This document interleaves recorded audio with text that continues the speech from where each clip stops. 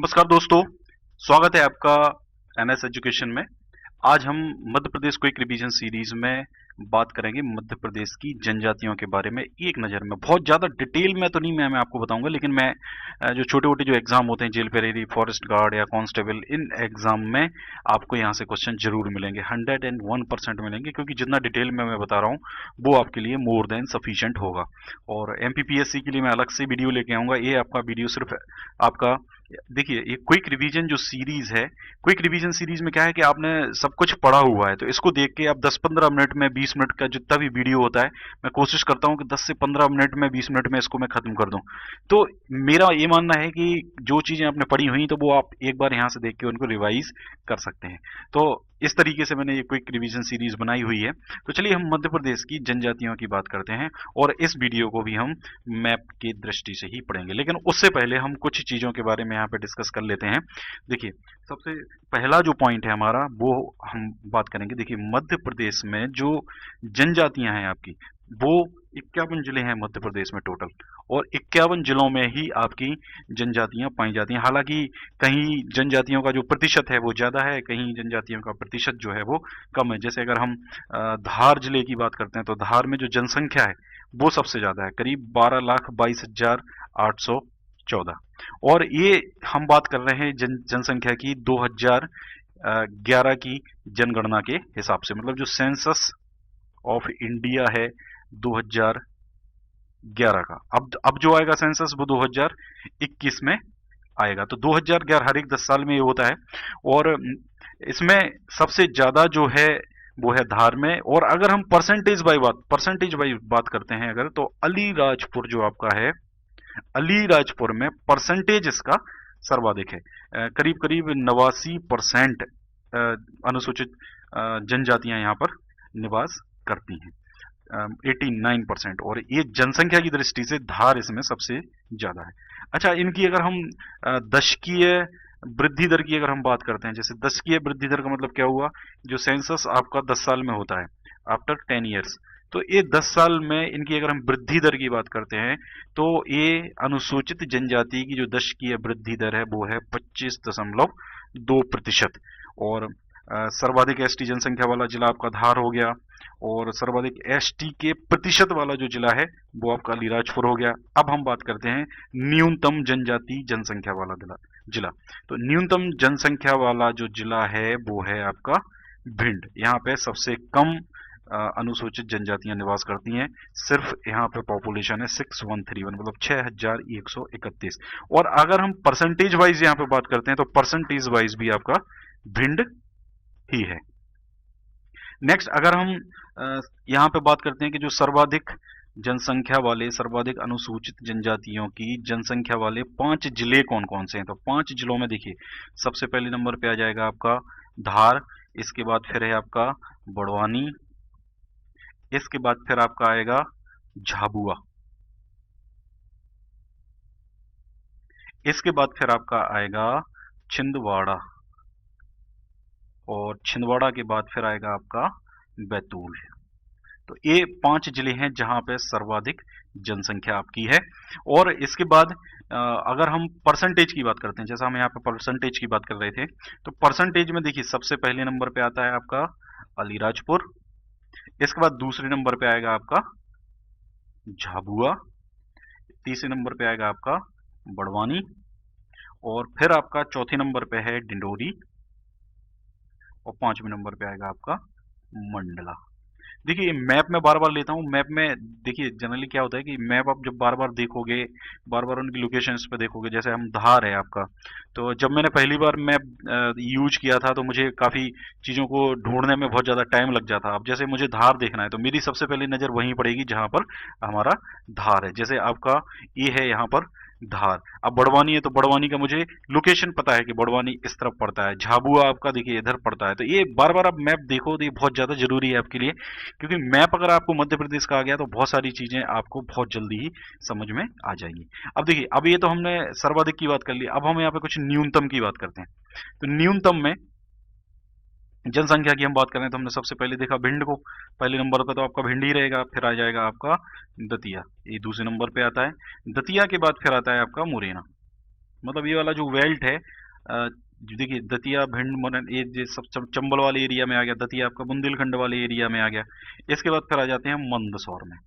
तो मंदसौर में भी इनका जो जनसंख्या है वो कम है, और शाजापुर में भी इनकी जो जनसंख्या है वो कम है। तो ये मंदसौर आपका जैसे यहाँ पे है, राजस्थान से लगा हुआ है, और आपका ऐसे ही सेम हो गया आपका शाजापुर। तो ये मतलब ये, अब यहाँ पे हम जनसंख्या की बात कर रहे हैं, अब हम परसेंटेज की बात करते हैं कि परसेंटेज में भी आपका देखिए सबसे पहले नंबर पे भिंड आएगा, भिंड के बाद मुरैना आएगा, और मुरैना के बाद आपका आएगा दतिया, दतिया के बाद आएगा आपका उज्जैन, और उज्जैन के बाद आएगा आपका मंदसौर।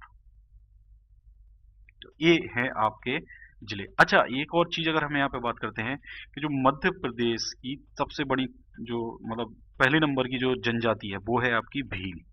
भील जनजाति मध्य प्रदेश की सबसे बड़ी जनजाति है, और इनकी अगर जनसंख्या अगर हम देखते हैं तो 46.18 लाख इतनी मध्य प्रदेश में इनकी जनसंख्या है, जनगणना 2011 के हिसाब से। और दूसरे नंबर पे जो है आपकी वो है गोंड जनजाति, और गोंड जनजाति की अगर हम जनसंख्या की बात करते हैं तो ये है 43.57 लैक्स। ये थोड़ा बहुत डेटा आपको कई बार क्या होता है कि हम अलग अलग जगह पर देखते हैं, अलग अलग वेबसाइट पे अलग अलग डेटा रहता है। हालांकि आपसे डेटा नहीं पूछने वाले वो कभी कि कितनी जनसंख्या है, किस जिले में कितनी जनसंख्या है, क्योंकि ये बहुत ज्यादा डीप चीज हो जाती है। ऐसे क्वेश्चन कभी भी एग्जाम में नहीं पूछे जाते हैं। वो आपसे सिर्फ ये पूछेंगे कि मध्य प्रदेश में, देखिए पहले नंबर की जनजाति तो सबको पता होती है, लेकिन दूसरे नंबर की आपसे जनजाति पूछी जा सकती है। तो ये है आपका।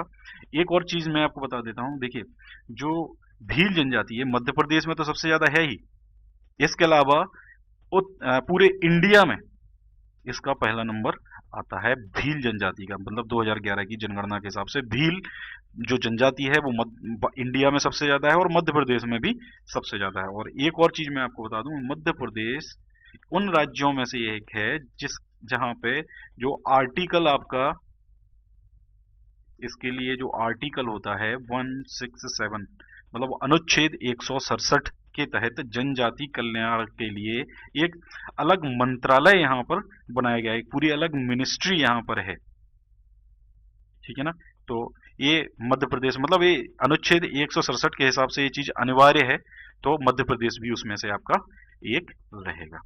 चलिए दोस्तों, फिर अब हम आगे कुछ जनजातियों की बात करते हैं। डिस्ट्रिक्ट वाइज हम यहाँ पे बात करेंगे कि कौन सी जनजाति कहाँ कहाँ पाई जाती है, क्योंकि आपसे एग्जाम में ये जो मैंने पूरे पॉइंट्स बताए हैं यहाँ से तो क्वेश्चन पूछा ही जा सकता है, लेकिन इसके अलावा आपसे जनजातियों के क्वेश्चन भी पूछे जा सकते हैं कि पर्टिकुलर कोई जनजाति आपको दे देंगे और आपसे कहेंगे कि ये पर्टिकुलर जनजाति कौन से जिले में पाई जाती है, तो ये भी आपको पता होना चाहिए। तो चलिए दोस्तों, इसमें हम बात करते हैं जिला वाइज।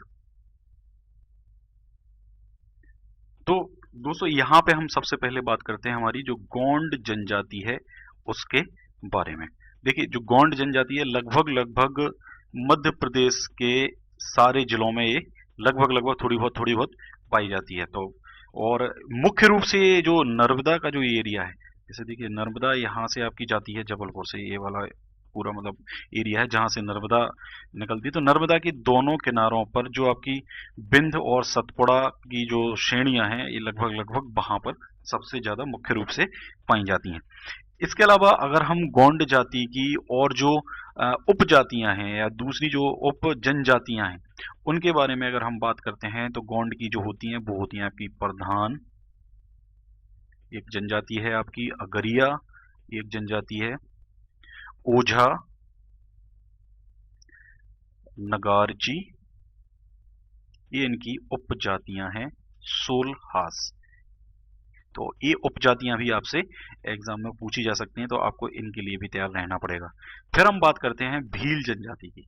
देखिए जो भील जनजाति है आपकी, ये भील जनजाति मुख्य रूप से पाई जाती है आपकी यहाँ, ये जो आपका धार वाले एरिया है, धार जिले में। इसके बाद फिर आपका झाबुआ जिले में, झाबुआ में काफी इनका प्रतिशत है। इसके बाद फिर आपका जो एरिया है खंडवा, खंडवा जिले में भी ये पाई जाती है। और आपका खरगोन, ये पूरा जो एरिया है, ये वाला पूरा बेल्ट देख सकते हैं, इस पूरे बेल्ट में ये जनजाति पाई जाती है। तो 4 प्रमुख जिले हो गए, धार, झाबुआ, खंडवा और खरगोन, भील पाई जाती है। और अगर भील के हम देखते हैं कि जो भील की उपजातियां हैं वो कौन कौन सी, तो देखिए ये आती हैं आपकी बरेला, भिलाला, और पटलिया, ये इनकी उपजातियां हैं। और देखिए, जो भील जनजाति है, एक्चुअली ये भील जो होता है, इसको बोलते हैं धनुष। धनुष या तीर से रिलेटेड एक्चुअली ये होता है।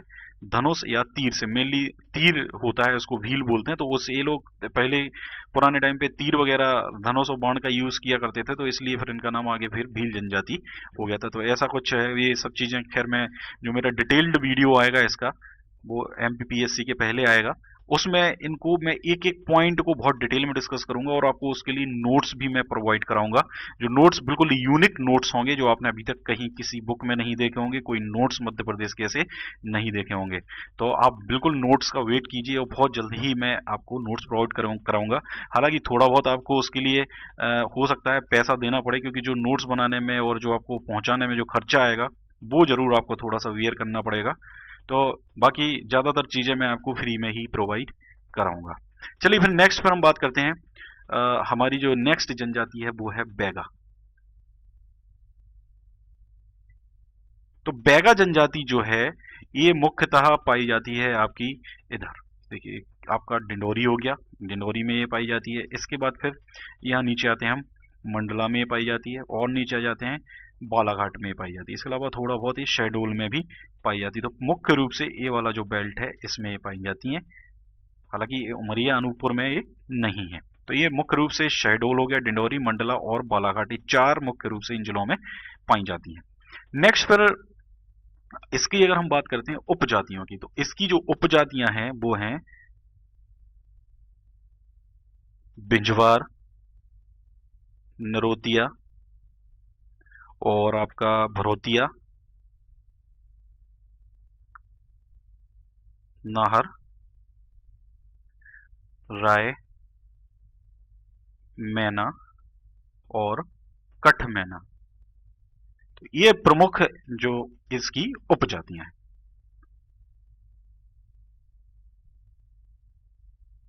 दोस्तों, नेक्स्ट पर हमारी जो जनजाति है वो होगी कोरकू। और जो कोरकू जनजाति है, ये अगर हम इनकी उपजातियों की बात करते हैं, तो मोबा सीरूम, और आपकी बवारी, बवारी, और बोडोया, बोडोया, ये तीन प्रमुख रूप से इनकी उपजातियां हैं। और ये मुख्य रूप से पाई जाती है आपकी ये वाली एरिया में, खंडवा और होशंगाबाद, और आपका हो गया बैतूल, और हो गया आपका छिंदवाड़ा, और आपका देवास। ये प्रमुख पांच जगह पर ये पाई जाती है, खंडवा, देवास, होशंगाबाद, बैतूल और छिंदवाड़ा। नेक्स्ट पर हमारी जो जनजाति है वो है मारिया जनजाति। और जो मारिया जनजाति है, इसकी उपजातियां जो हैं वो हैं भूमिया, और आपका भुईहार, भुईहार और पंडो, ये इसकी उपजातियां हैं। और ये मुख्य रूप से मारिया जो जनजाति है पाई जाती है आपकी छिंदवाड़ा में, और आपका इधर आ जाए अगर हम जबलपुर में, और ये मंडला में, और आपका शहडोल में, और फिर यहाँ ऊपर आती हैं अपन पन्ना में। तो ये प्रमुख रूप से छिंदवाड़ा, जबलपुर, पन्ना, मंडला और शहडोल, इतनी जगह पर ये पाई जाती है। नेक्स्ट पर जो हमारी जनजाति है वो है कोल जनजाति। कोल और रोतिया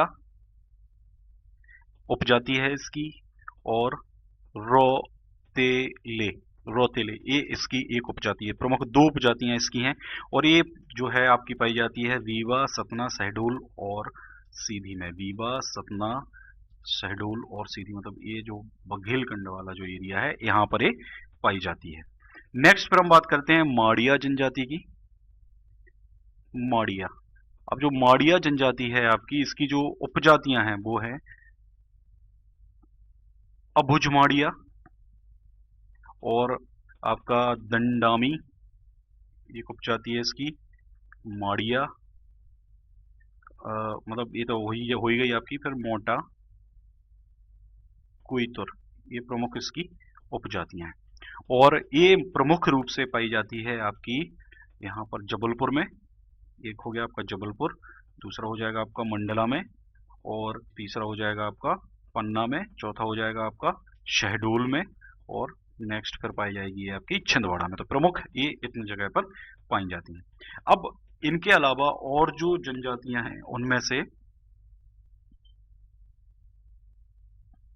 वो है आपकी सहरिया जनजाति। और ये जो सहरिया जनजाति है यहाँ से पाई जाती है आपकी गुना, शिवपुरी, श्योपुर, ग्वालियर और विदिशा। तो शिवपुरी, ग्वालियर और विदिशा, ये पूरा जो एरिया है ये सहरिया जनजाति का है। नेक्स्ट पर अगर हमारी होगी सौर जनजाति, इनकी उपजातियां नहीं है। तो सौर आपकी ये जो पोर्शन है आपका, जैसे राजगढ़ हो गया आपका, फिर इधर भी पाई जाती है, छतरपुर में भी पाई जाती है, पन्ना, टीकमगढ़, मतलब ये बुंदेलखंड वाला जो एरिया है आपका, दमोह हो गया, सागर हो गया, तो ये प्रमुख रूप से यहाँ पे पाई जाती है। और एक पाई जाती है आपकी रायगढ़ में। तो ये पूरा देखिए बुंदेलखंड का एरिया हो गया, और ये आपका एक राजगढ़ हो गया, तो प्रमुख रूप से यहाँ पाई जाती है। फिर एक जनजाति होती है अगरिया, और जो अगरिया जनजाति है आपकी, अगरिया जनजाति पाई जाती है आपकी मंडला में, और आपकी शहडोल में, और आपकी सीधी में, मतलब दो ये हो गया, और एक आपका ये हो गया मंडला। और इसके बाद फिर हम नेक्स्ट बात करते हैं पनिया जनजाति। पनिया नहीं, ये पनिका जनजाति है, पनिका जनजाति। पनिका जनजाति जो है आपकी ये शहडोल में और सीधी में यहाँ पर पाई जाती है।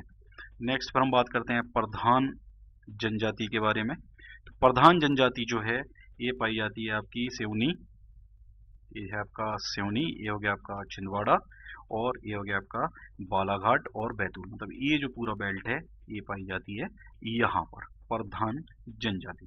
नेक्स्ट आपकी जो जनजाति है वो है खैरवार जनजाति। और खैरवार जनजाति जो है आपकी ये पाई जाती है आपकी सीधी जिले में, शहडोल में, पन्ना में और छतरपुर में। तो प्रमुख जो जनजातियां मध्य प्रदेश की हैं वो हो गई आपकी ये कंप्लीट। तो हमने बहुत ज़्यादा डिटेल में इनको डिस्कस नहीं किया है। डिटेल के लिए मैं आपके लिए जो MPPSC सीरीज़ की एक पूरी वीडियो सीरीज़ लेके आऊँगा, उसमें बहुत डिटेल में एक भी क्वेश्चन मैं गारंटी ले रहा हूँ कि एक भी क्वेश्चन MPPSC के एग्जाम में आपका नहीं छूटेगा। तो वो उसमें मैं लेके आऊँगा, एक एक चीज़ को हम डिटेल में डिस्कस करेंगे, क्योंकि आजकल क्या है एग्जाम का जो पैटर्न चेंज हुआ है, तो उस पैटर्न के हिसाब से आपको थोड़ा सा पढ़ाई का पैटर्न भी चेंज करना पड़ेगा। अब जो पुरानी बुक्स आपकी हैं या जो नोट्स आपके हैं, ये सब अब सफिशिएंट नहीं है आपके लिए। आपको थोड़ा सा स्मार्ट तरीके से, क्रिएटिव तरीके से चीज़ों के बारे में पढ़ना होगा और याद करना होगा। तो दोस्तों ये था आपका पूरा जनजातियों के बारे में। आपको वीडियो कैसा लगा आप कमेंट करके जरूर बताएं मुझे, और अपने दोस्तों को ये वीडियो जरूर शेयर करें ताकि वो भी इन वीडियोस का लाभ लें। और ये लिंक है, इस लिंक पे जाके आप चैनल को आप सर्च कर सकते हो और सब्सक्राइब चैनल को जरूर करें। इसके अलावा फेसबुक पेज है हमारा, ये फेसबुक ग्रुप है, ऐसे हमारे एक टेलीग्राम पे चैनल भी है और एक ग्रुप भी है। तो ये दोनों आप जरूर ज्वाइन करें, क्योंकि व्हाट्सएप का ग्रुप अब ऑलमोस्ट मैं क्लोज करने के लिए जा रहा हूँ, तो कुछ दिनों में व्हाट्सएप पूरा आपका क्लोज कर दूंगा मैं। उसके बाद टेलीग्राम पर ही रहूंगा। इसके अलावा मैं आपको बता देता हूँ कि ये जो लिंक्स हैं, ये सारी लिंक्स मैंने यहाँ नीचे डिस्क्रिप्शन में आप जाएं, डिस्क्रिप्शन में आपको सारी लिंक्स दी हैं। और इन लिंक्स के अलावा जो प्लेलिस्ट हैं वो प्लेलिस्ट भी मैं वहां पे दे देता हूँ, ताकि आपको चैनल पे सर्च करने में कोई दिक्कत ना हो, तो आप वहां से भी जाके वीडियोस देख सकते हैं। Thank you very much.